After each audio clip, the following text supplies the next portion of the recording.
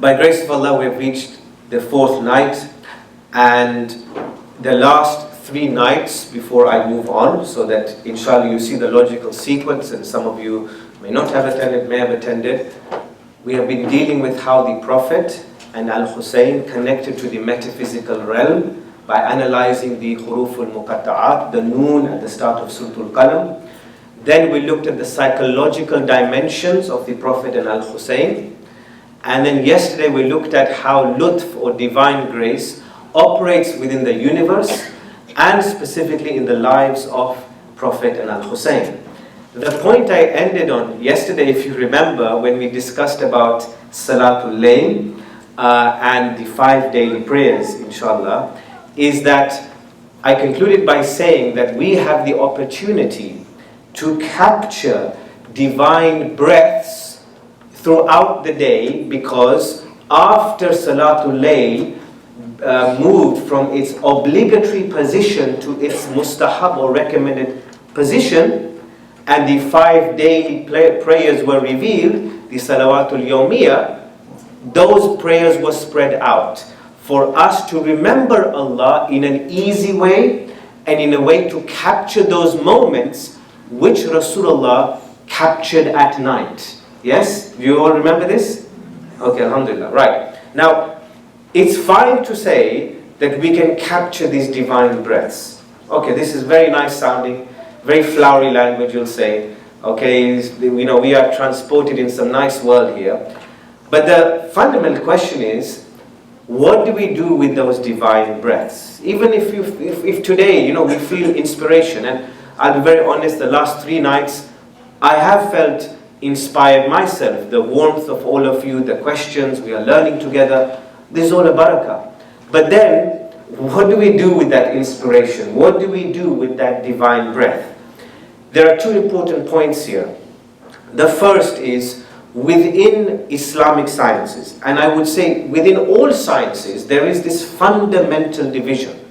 And that is between al-aqlul nadhari and aqlul amali.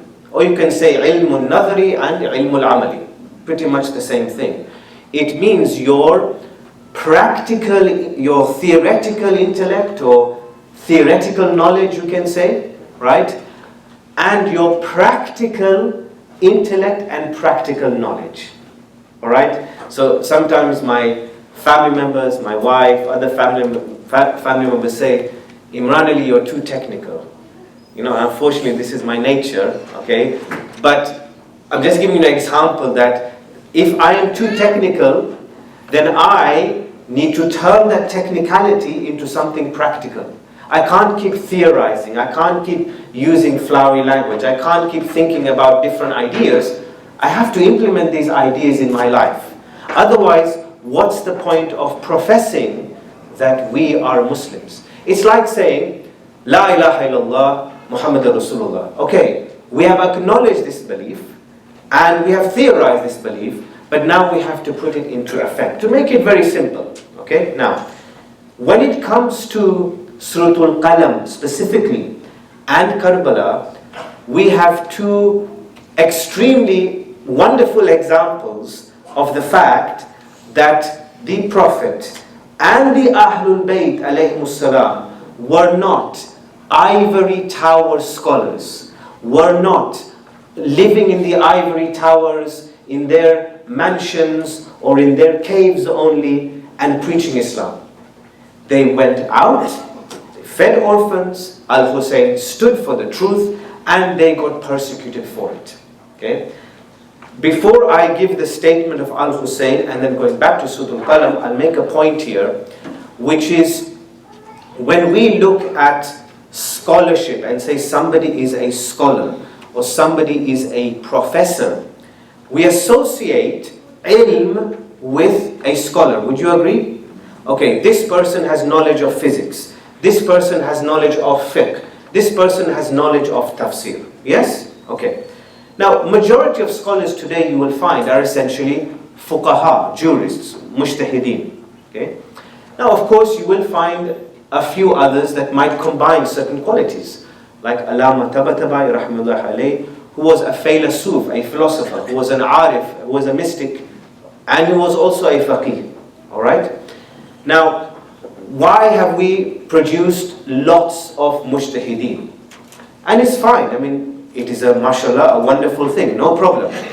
But we also have to review in our Islamic history whether we have got the balance right between that theoretical knowledge and thinking about, let's say, fiqh and the derivation of law, and thinking about ideas and translating those ideas into practical reality. I'll give you a couple of examples. Look, mashallah, you're all very educated, you know these figures. Khajir Nasiruddin Tusi. He was what? Anybody? What were some of his attributes that he was known by? Sorry? Just to make it interactive. What's the first thing that comes to you when you think of Khajir Nasiruddin Tusi? Anybody? Sisters, because you've been giving a lot of intelligent responses? Then I'll go to the brothers. And sisters, I'm giving you first opportunity. Anybody? Okay. Sure. Any uncles, brothers? Sorry? Istibsar, that is Shaykh at-Tusi. But mashallah, wonderful effort. That is the 10th century Shia scholar Istibsar. You're right, yeah? Khajir Nasiruddin Tusi was known for astronomy. He's a celebrated Islamic scholar, but he's known for advances in astronomy, in science, in ethics, in akhlaq, okay, as well as other sciences like irfan, and a whole array of sciences where he mixed what today we would say is Islamic and secular. Back then there wasn't this distinction between Islamic and secular. Even I'll give you an example, you know, Al-Kindi and some of these very early philosophers, they wrote treatises on music. Okay, they wrote books on music. Books on music, books on philosophy, on logic, as well as on Qur'an and other things. Now what I'm just trying to tell you is that early on in Islamic history, we had Ibn Sina, you all know, Avicenna. Okay, advances in medicine. Okay, that's the most obvious example. I'm being too technical, you see. I forgot it myself, right? So, Ibn Sina made advances in medicine. Then when I was studying in the Hawza, now it's fine, we didn't study his book of medicine, but we did study his book on logic and philosophy, right? So I'm just telling you the breadth of Islamic scholarship we had since 10th century onwards. Now we don't have that necessarily today. I mean, if you go into the Hawza, you're not going to study science. You're not necessarily going to have lectures on astronomy. You're not going to have necessarily lectures, for example, on chemistry or on mathematics. You will find scholars that take interest in that, but it won't be something that you are there to study. Do you see that? So what I'm beginning with is two very important points, that we've got a very beautiful Islamic heritage that we should be very proud of.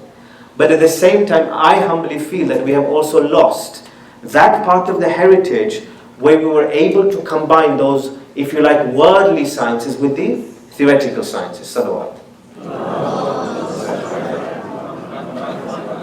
So going back to Prophet and Ahlul Bayt, my inspiration, and I'm telling you this very, very honestly, when I was younger, when I was about 15 years old, and I used to go to the mosque with my dear parents, and doing the same thing, you know, reciting Dua Kumail, Surah Yasin, putting the mohor or the turba, laying out the musalla. When I didn't understand the language of the majlis, like it was in Urdu, and whilst now I do understand more Urdu, and I don't speak Urdu, I mean, generally Gujarati I speak, but I try my best anyway. But when I didn't understand, we had some books on the shelf, and I remember this very, very distinctly, and I'm saying this for youngsters and for myself, and this is why we should read, is that I picked up a book called Ali the Magnificent. You may have seen it, right? Nice book, very easy to read. I recommend it for the children, okay, as well, and even for adults. And in that book, this example to this day has never left my heart, and it changed my thinking of Islam totally. The first mosque in Islam, okay, the first mosque was Masjid al-Quba. Masjid al-Quba was the first ever masjid in Islam. And that masjid, when I read the story in Imam Ali the Magnificent, it showed how the masjid was built. And it said, I still remember the lines, it said that one by one, the companions or ashab of Rasulullah were building the mosque with palm leaves, with bamboo sticks, with wood, trying to make the clay with the sand, all of these things they were doing. And then the Prophet, our beloved Prophet, was picking up and making that clay. He was picking it up, lifting it on his shoulders, and putting it down, laying the foundations of the masjid. The ashab said, Ya Rasulullah, what are you doing? You shouldn't be picking up things. You are the Prophet.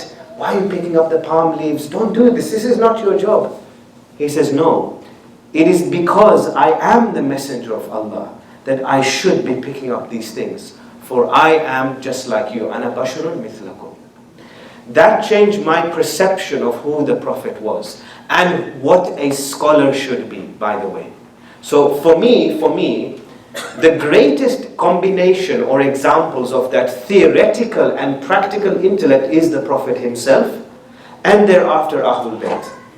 Prophet did not distinguish himself by wearing different clothes like this, which as you know, I take it off a lot and be with you, and I'm try to be friendly, and I'm no different. I wear this as a formal attire.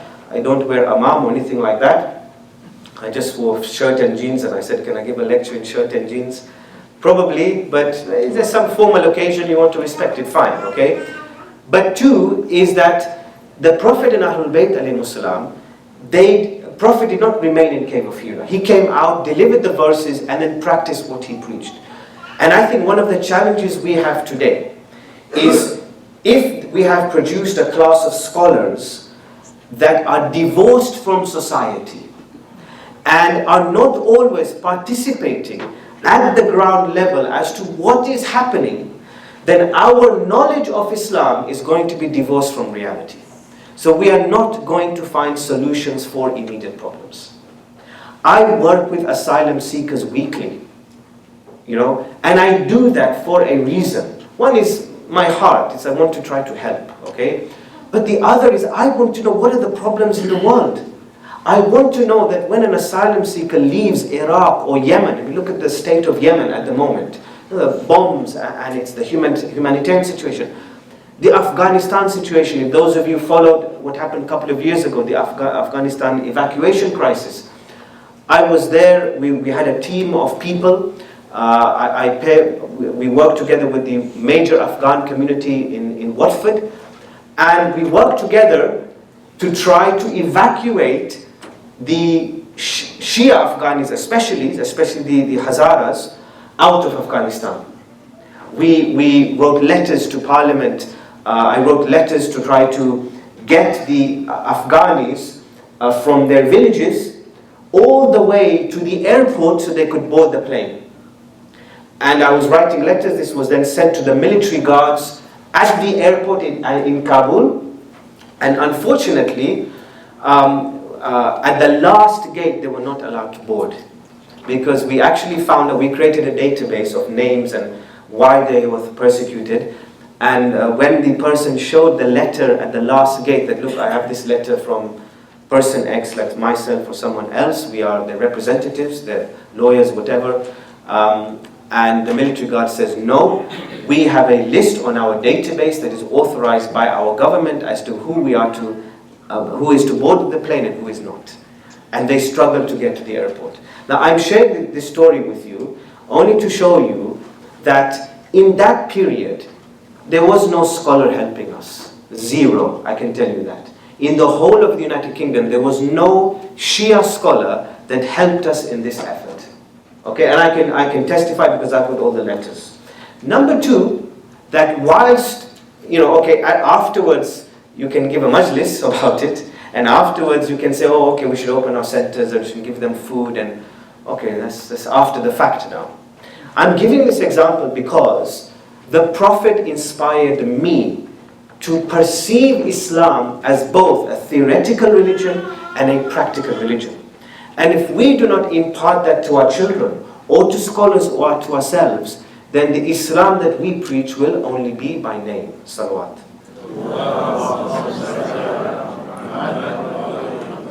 So I want to begin with the statement of al-Husayn, then I go on to Surat al-Qalam, so I want to be balanced. This is reported in Maqtal al-Khwarizmi, volume 1, page 184. It's quite a famous maqtal, well-researched maqtal, respected by both Shia and Sunni scholars. At the start of the journey of al-Husayn, when he is sort of departing Medina, or in a way has to escape Medina, I should say, Walid ibn Utbah was the governor of Medina, appointed by Yazid ibn Muawiyah. Walid was told to ask 3 people, and al-Husayn was one of them, to give allegiance to Yazid.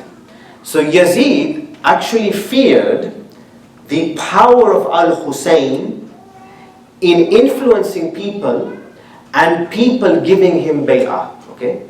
Why did he fear that? Because after the death of Muawiyah, if word got out that Muawiyah had died, where would people look to? Imam al-Husayn alayhi salam. Naturally, they would say, okay, this man is pious, we know him, we recognize the Ahlul Bayt, he is our natural leader. So Yazid, and this is politics, right? Yazid wanted to quickly and privately get the allegiance of al-Husayn. So, Walid ibn Utbah calls al-Husayn, along with a couple of other people, and says, do you give allegiance?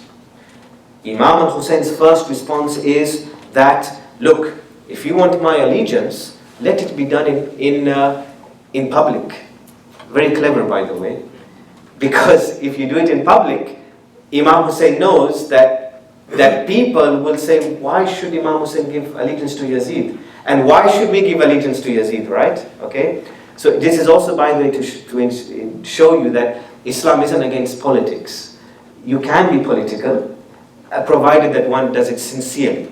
Feel we should participate, provided we coordinate the circumstances sincerely. But the second response is very beautiful, and I have it here. I'll just read the first 3 lines.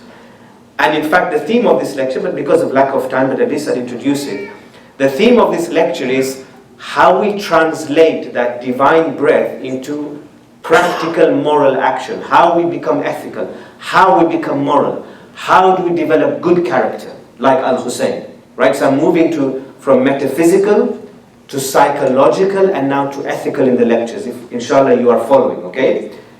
This statement proves that ethics was the foundation of Karbala. Al-Husayn says, Ya ayyuhal amir. He says, Inna ahlal bayt al-nabuwa wa ma'dunu al-rasala wa mukhtalif al-malaika wa mahbat al-rahma bina fataha Allah wa bina yakhtimu wa yazidun rajulun sharibul khamar وقاتل النفس المحترمة معلن بالفسق ومثلي لا يبايع مثله. Okay? He says, O Amir, he says, we are the Ahlul Bayt and the source of the divine mission, the frequenting place of angels, where angels visit us, and the landing site of divine grace, which is what we discussed yesterday, lutf. You can say rahmah as well. So the first statement is al-Husayn is saying, our position is a spiritual and ethical position. We have this spiritual grace. We are also the connection with the Prophet. That's why in lecture 1 I said this is not an exclusively Shia event. Al-Husayn and the Ahlul Bayt are connected to the Prophet. So Imam Hussein is affirming this connection. And now comes the key point of this, especially with this ethics. He says that Allah started with us, that is sort of started Islam with us, and He will end it with us. Then he makes this comparison. He says, Yazid is a man that drinks wine, rajulun sharibul khamar, and he kills sacred, or if you like, innocent people. And he's a mu'alin. A mu'alin is somebody that openly does something. What does he openly do? Fisk. He is openly hypocritical. Openly. I mean, probably, maybe one good contemporary example is Donald Trump. Donald Trump is openly hypocritical. I mean, he's proud of what he has done. Whatever mistakes he's done, he's proud of it. He is proud to say that maybe he's against minorities. or he is proud of whatever lewd acts he may have done. Yazid was proud and open about the fact that he drank wine, about the fact that he had the power to kill. Then what does Imam Hussein say? He says, the likes of me, as you know, the likes of me cannot give allegiance to the likes of him. So, whilst the metaphysical and psychological things we had to, extract, it was a bit difficult, right? If I had to kind of extract the meaning from Qur'an and these sayings. Here, the statement is very obvious. Is that the foundation of Karbala was the moral character of al-Husayn ibn Ali al-Islam versus the immoral character of Yazid ibn Muawiyah. Salawat. Okay. So, now you might ask, okay, fine. This is obvious and I think you all know this. This is what you hear every Muharram. But where does the Prophet come into this? And why does al-Husayn say that we are the link to the Risala, the message to the Prophet? And here you might find something very interesting. I said in lecture 1 that the early verses of Surat al-Alaq, Bismillah ar-Rahman ar-Rahim, Iqra bismi rabbika alladhi khalaq, khalaqa al-insana min alaq, and the next 3 verses, are fundamentally to do with knowledge. Okay, if you remember, Iqra, recite, ilm, or allama, to teach, qalam, pen, right. And hopefully, I think we had a Q&A or we had a discussion about this, that these first 5 verses were revealed because the foundation of Islam is knowledge. We can't pray, we can't live in society, we can't heal someone, we can't talk with each other unless we have knowledge. So Qur'an is not concerned with salah, it's not concerned with zakat, it's not concerned with fasting, none of this. Because otherwise these would have been the early revelations. It's concerned with knowledge and removing man or woman from their ignorance to a place of knowledge. Full stop. That's the foundation of Islam. Okay, wonderful. But look at this beautiful continuation of the Quranic message. The rest of Surat al-Alaq is not revealed. So what is revealed? These verses of Surat al-Qalam. And what verse have we reached if you have been following? Bismillahir Rahmanir Rahim. وَإِنَّكَ لَعَلَى خُلُقٍ عَظِيمٍ.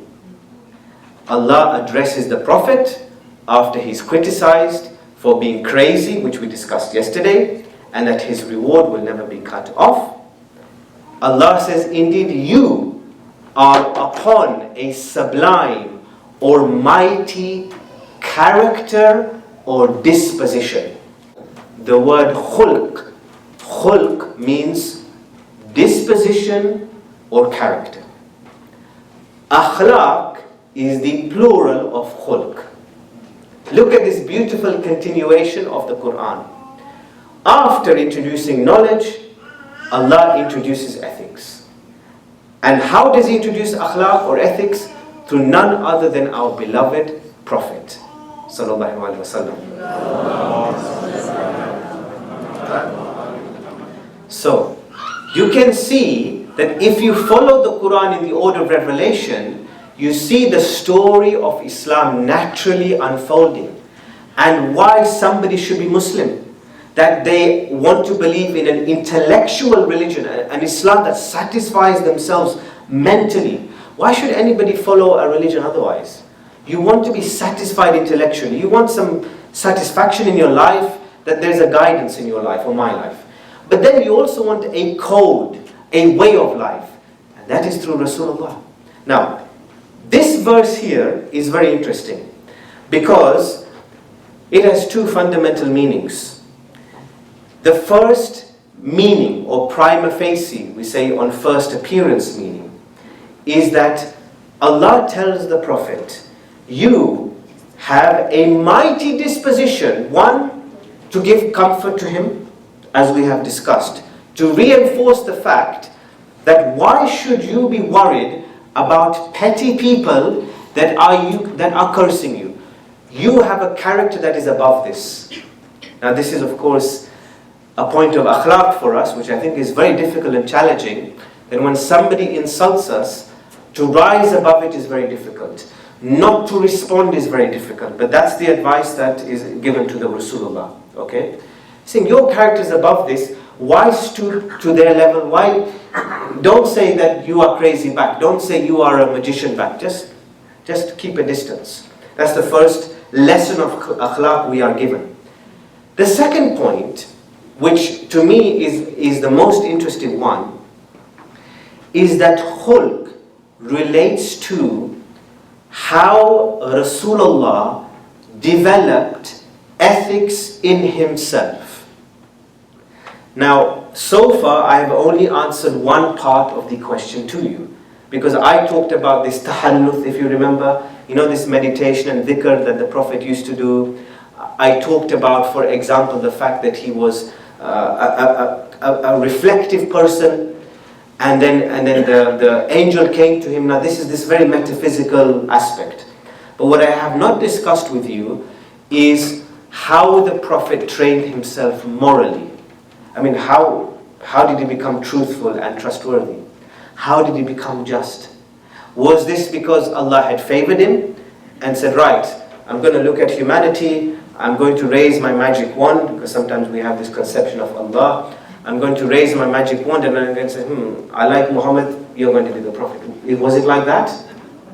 I mean, this is a real question. Children ask this question, right? Children say, why wasn't I a prophet? When I was teaching in Madrasa for 6 years, one of the most common questions when I was teaching Aqaid was, why wasn't I a prophet? How come I have to worry about my sins and, I could be good if I wanted to, right? Children ask this question, teenagers ask this question, adults ask this question, right? And I think there's a very beautiful answer here I want to give you, okay? I have, how many, 5 minutes or 10 minutes? Can I take 10 or 5? 7? 5?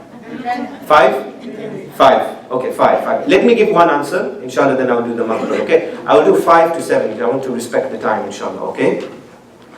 There is an interpretation by Allama Tabarisi, rahimahullah alayh, in Majmul Bayan. He says this khulq can be interpreted with a distinction. Okay, I'll take my glasses off because the font is a bit small, okay? He says that khuluq can be interpreted first by saying that a human being has at-tab'ul muktasab, which is what is known as acquired nature. And khulq, or disposition and character, also has another dimension to it, which is at-tab'ul gharizi. At-tab'ul gharizi means your innate or inborn nature. Okay?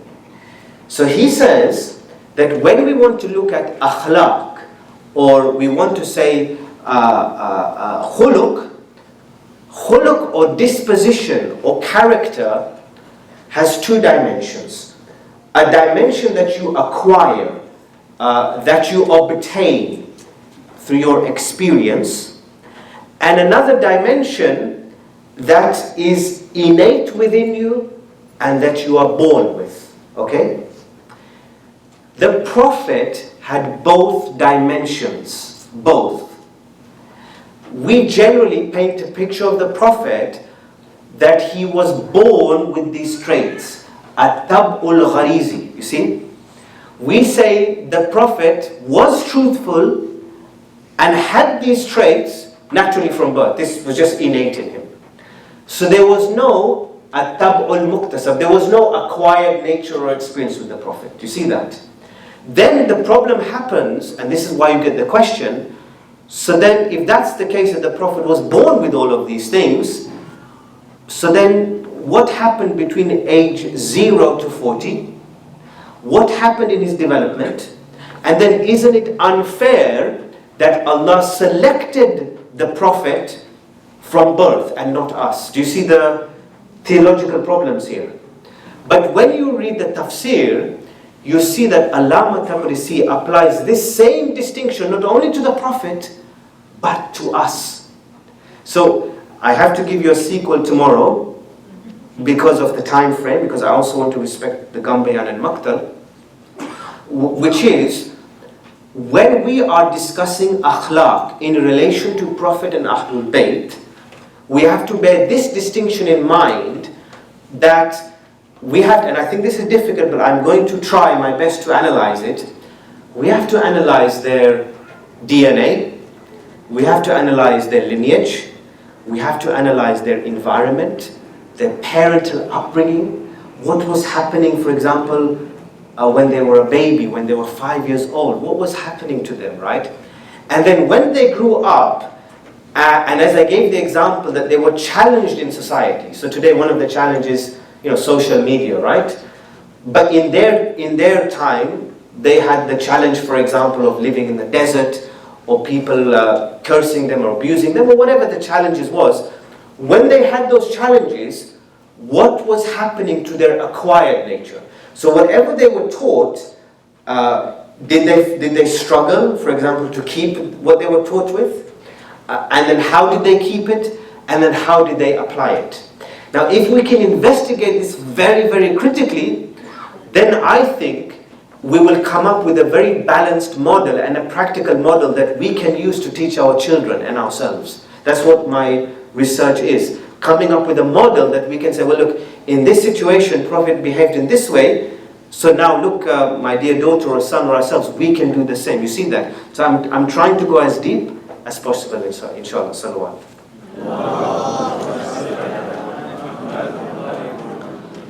Inna lillahi wa inna ilayhi raji'un. It is the fourth night of Muharram, or the fourth majlis that we are commemorating. And of course, it's not that we have to go in this order, but we respect this order in our culture, and I'm following it. We often talk of Hur ibn Yazid al-Riyahi. And Hur ibn Yazid al-Riyahi was one of the biggest enemies of al-Husayn ibn Islam, on the side of Yazid, who had his own men to kill al-Husayn ibn Islam.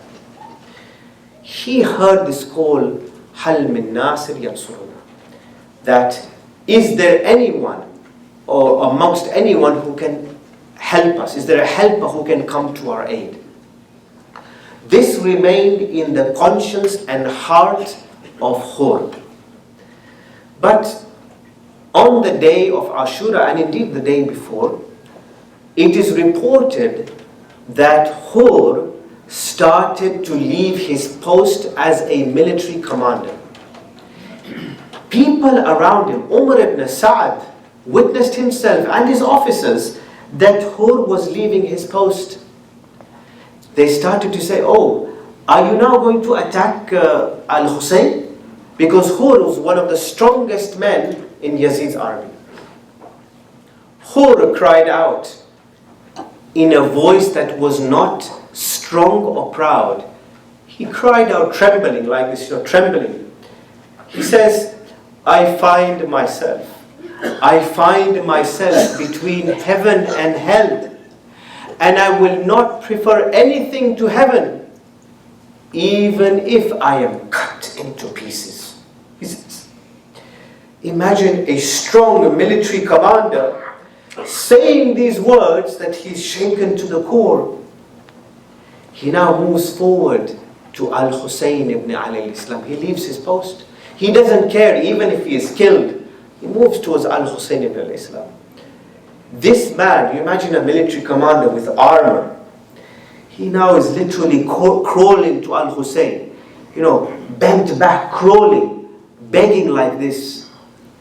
And I'm paraphrasing because the first thing that came to my mind was Dua al-Kumayn. He says, and I repeat, he says, مُعْتَذِرًا نَادِمًا مُنْكَسِرًا مُسْتَقِيلًا مُسْتَغْفِرًا مُنِيبًا مُقِرًا مُذْعِنًا مُعْتَرِفًا. He says, O Husayn, Ya Aba Abdullah, I was the one that stopped you in your tracks, and I have come mu'tadiran, giving my excuses, nadiman, regretful, munkasiran, broken, mustaqilan, apologizing, mustaghfiran, seeking your forgiveness, muniban, repentant, muqirran, acknowledging, mud'inan, I'm now submissive to you, O Husayn, mu'tarifa, I confess my sins. He said all of these things to Husayn, and Husayn's response from his khuluq, from his character, from the way he was taught from Rasulullah and Ali and Fatima, is that Allah forgives you and I forgive you. Inna lillahi wa inna ilayhi raji'un. Oh Allah subhanahu wa ta'ala, we ask you on this blessed night, oh Allah, please, to give us the strength to improve our character, to learn about the ethics and akhlaq of the Prophet and Ahlul Bayt and your great saints and women.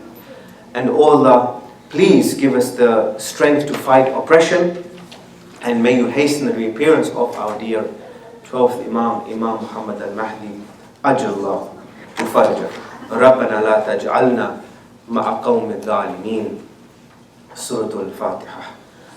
For the first part of the question, that is it possible, so Nazarbai asked, is it possible to produce scholars or people in the way of Rasulullah that are not divorced from society? He gave the example of scholars, ayatullahs, Allah bless all scholars, but in a way that they are following this practical and theoretical element, and two, to produce scholarship or guidance, I guess, for modern society, yes? He gave the example of, if you're going to a firm or company or some work event and there's alcohol there, and what do you do? As for the first part, maybe this is because of my nature, because I'm an optimist by nature, although I'm critical, but I'm optimist by nature. I look at the class of scholars that we have produced over time, and the way our scholarly system is a product of our human society. Right? The fact that, let's say, a scholar gets shahriya, or like a stipend a month, right? Okay? The fact that a scholar may study predominantly the Islamic sciences, and let's say not other sciences like psychology or economics and all these other things, is not something that Qur'an has said to do. We decided that, and we can undo it as well. Azadari, as I gave the example, yes, I believe in Azadari, but for example, the passion plays and Zanjir and a number of other things which may have resulted from Safavid period is something we produced, right? So my first point is, yes, I think we can undo it, but to give a practical answer is, I think, at least in the West, I want to say, is that any scholar should work. I think they should work, whether it's teaching a university, whether it's in a charity, whether it's having their own job. Not to rely on the community, and not to rely on a stipend, and not to be needy. I have myself gone through various things and had various experiences, and you want to be independent. Two is that the scholar should be well versed in both fields, and I think the community should support that. Research centers support, for example, grants to study psychology. So instead of giving, okay, people get hadiyah, these things, okay, no problem, and I think that's fine. But we should have a plan. Okay, what's the hadiyah for? What are we investing in? What's your 10 years down the line? And I think we don't have a vision for scholarship. And as a result, we just think, okay, the scholar is only for the majalis and not for the practical guidance. So I think it's a problem at the leadership level. And then what has happened psychologically, scholars think, well, my role is just the majlis. Why do I have to go out on the streets and protest? Why do I have to go out and help an asylum seeker? That's somebody else's role, you see? So this is our fault. The second bit is a larger question, but is fiqh, just to give you an answer, fiqh is not law. Fiqh is a combination, if you like, of hard law, if you like, and ethics. So halal and haram and mustahab and makruh. Mustahab and makruh are recommended things or things that are disliked by Islam, right? It is, okay, recommended to say salam to you. You can't really call that law, that's ethics. And with the example of alcohol, there is that discussion that, look, if the alcohol is not affecting you, okay, and your purpose is purely for the sake of professional networking or because you have to go, You know better than me, there is necessity in Islam. If it's a necessity for you to go, it's fine to go, because your livelihood and work depends on it. If too, you are able to control your nafs, there is no issue, because that doesn't affect you, right? So these measures, remember, laws are designed for the general and the mass people, not individual. So if you make the individual decision sincerely, then I think inshallah you will make the right one. So the question was, I forgot again, people will say, the question was that the auntie went to Ayatollah Sistani, or group went to Ayatollah Sistani, they asked a question about, can we initiate a movement of Shia non-violence around the world? They said, Ma pul nadarim, which means we don't have money. But auntie was thrilled that at least there was this notion of understanding the question, and should scholars give guidance on contemporary issues like environmental crisis? So I would humbly agree, of course, yes. And just to reinforce the point, I deal with modern slavery. Now, modern slavery is not that you are in chains and you are bought on the slave market. Modern slavery means that you are in bondage, or you have forced debt, or you are trafficked. You are forced to do something against your will, but you still have the freedom within that circumstance. Nobody owns you, but let's say you work in a factory and you're forced in those circumstances because you've got to provide for your family, but the wage is not minimum wage. You're paid $1 for God knows 3 hours of work. That's an example of a modern slave, that they create the circumstances that the person cannot escape. You see that? And they have to work in the factory, and then we may buy the clothes, unfortunately, to benefit from that. So just to give you the 2 points, I have not seen a fatwa or research. If there is, no problem, but I have not seen many opinions about this. Who are modern slaves? How do we categorize modern slaves within fiqh? What should we do in those guidelines? Is it haram to go and shop in H&M and all these shops? Is it haram? I'm just giving you an example. Climate crisis, okay, so how much should I use my car and how much should I use the plane? You see that? Now if you go down all of this road, then you get practical guidance. You see, but I agree, they should be leading, and it shouldn't be us always asking the questions, you see. That's my humble perspective on it. Thank you. I was mistaken, we actually have one last question. Did the Prophet ever have fun while preaching? Thank you, Adi, mashallah, jazakallah. My dear family member. Said that did the Prophet have fun whilst preaching? So can I just ask you, do you mean like when he was giving a majalis, he was enjoying it? Or do you also mean that as a person, he was not always serious when he was with people? Which do you mean? As a person, he wasn't always serious. Oh yes, okay, okay. Was the Prophet a serious man? My humble reading says no. And I'll give you a direct answer there. The Prophet was a man of the people. Shaykh as-Saduq rahimahullah alayhi in Man La Yahduruhu al-Faqih has several narrations about the characteristics and the habits of the Prophet and how he behaved with the people. The Prophet used to sit like a slave, and he used to like to eat with people, okay, on the ground. He used to talk to them, used to make jokes. He used to be a smiling person. He used to play with children. He used to go on the streets and play with the children. You see that? Prophet was not a serious man like that. But when it came to standing up for justice and feeding the orphans, he was very serious. Of course, you have to be. But if my reading of the Prophet is, if we had met the Prophet, I feel that we would have felt that this man is like us, and we would have probably said, please can you live in our home, look after our children, please eat with us, because he's such a likable person. That's the reading I get from history, inshallah. Yes.